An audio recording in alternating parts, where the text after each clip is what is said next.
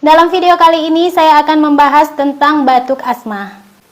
Asma adalah salah satu gangguan sistem pernapasan, yaitu peradangan dan penyempitan saluran nafas. Asma ditandai dengan adanya sesak nafas.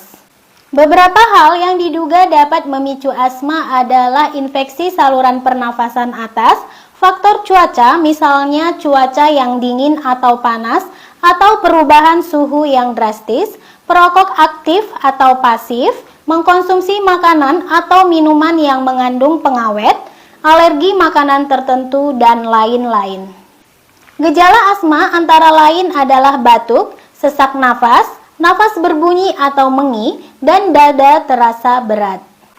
Vartolin ekspektoran sirup merupakan obat yang digunakan untuk melebarkan saluran nafas atau bronkus dan membantu mengeluarkan dahak pada kondisi asma atau batuk karena asma, terutama pada anak-anak.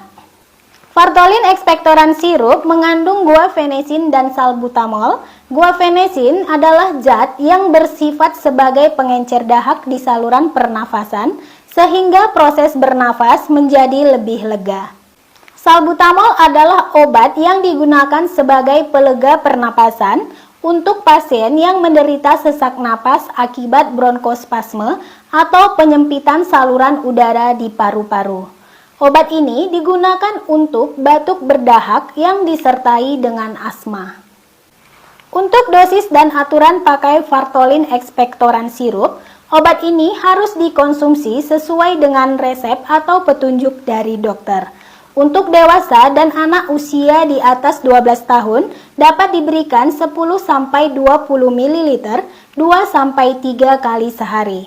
Untuk anak usia 6-12 tahun dapat diberikan 10 ml 2-3 kali sehari. Obat ini diminum dalam keadaan perut kosong atau 1 jam sebelum makan dan 2 jam sesudah makan. Demikian informasi dari saya mengenai obat batuk berdahak yang disertai dengan asma. Semoga informasi ini dapat bermanfaat bagi Anda.